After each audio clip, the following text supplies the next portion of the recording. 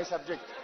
ఇప్పుడు ఉత్తమ్ గారు ఏమన్నారంటే అధ్యక్ష గౌరవనీయులు అన్ని చెప్తాను, డోంట్ వరీ. యా లెటరు ఎట్లొచ్చిందో కూడా ఒకసారి చదివి వినిపిస్తా మీకు, అది కూడా వింటారా? టైం ఉందంటే చెప్తా.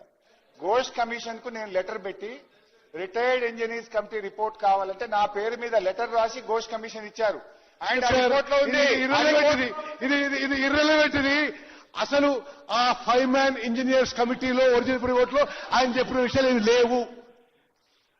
ఆయన చెప్తున్న విషయాలు ఏమీ లేవు. అందులో చాలా స్పష్టంగా మేడిగడ్డ దగ్గర కడితే it is prohibitively expensive and time consuming. ఇది రికమెండ్ చేయడం నేను తప్పితే ఇటు పోతే బాగానే ఉంటుంది, అటు పోతే బాగానే ఉంటుంది, అవన్నీ లేవాళ్ళ.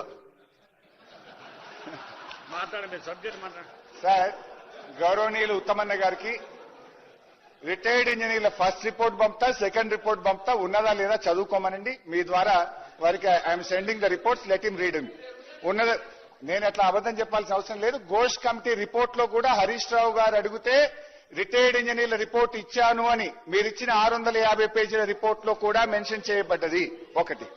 ఇకపోతే అధ్యక్ష రెండవది అధ్యక్ష, సో రిటైర్డ్ ఇంజనీర్లు రిపోర్ట్ ని ఎక్కడా తొక్కిపెట్టలేదు. రిటైర్డ్ ఇంజనీర్లు అదే విషయాన్ని మా సూచనతోనే గోదావరి నది ద్వారా మేడిగడ్డ, అన్నారం, సుందిలగట్టి నీళ్లు తీసుకుపోయారని స్పష్టంగా కమిషన్ కు అఫిడవిటే ఇచ్చారు.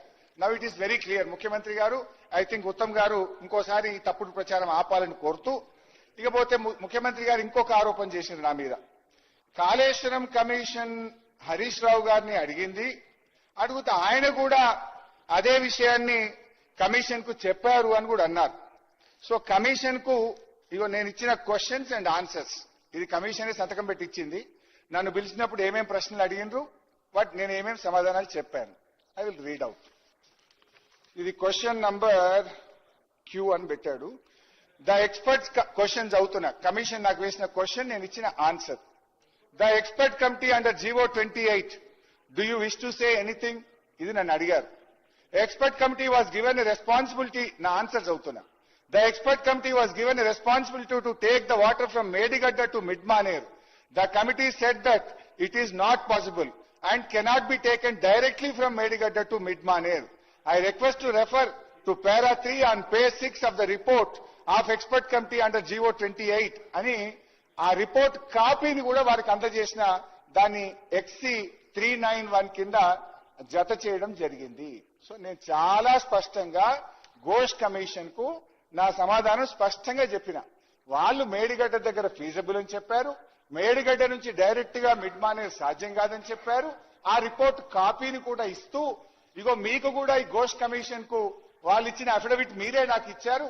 ఈ అఫిడవిట్ లో కూడా మా సూచన రాష్ట్ర ప్రభుత్వం పాటించింది, నీళ్లు లేకపోవడం వల్లనే తమ్మిడిహట్టు నుంచి మేడిగడ్డకు మార్చారు అని ఎక్స్పర్ట్ కమిటీ స్పష్టంగా ఘోష్ కమిషన్ కు చెప్పింది.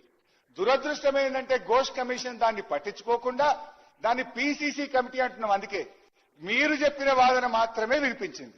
మంత్రి గారు ఇది చాలా సీరియస్ ఇష్యూ. ఎందుకంటే ఇందులో కొన్ని రికార్డ్స్ వీళ్ళు ఫజ్ చేసిన అనుమానం. మీరు నవ్వుతూ, మీరు మీ ఈఎన్సీ మురళీధర్ రావు గారు, మీ ప్రియ మిత్రుడు, మీ బంధువు ఘోష్ కమిషన్ కి లెటర్ ఇచ్చిండు.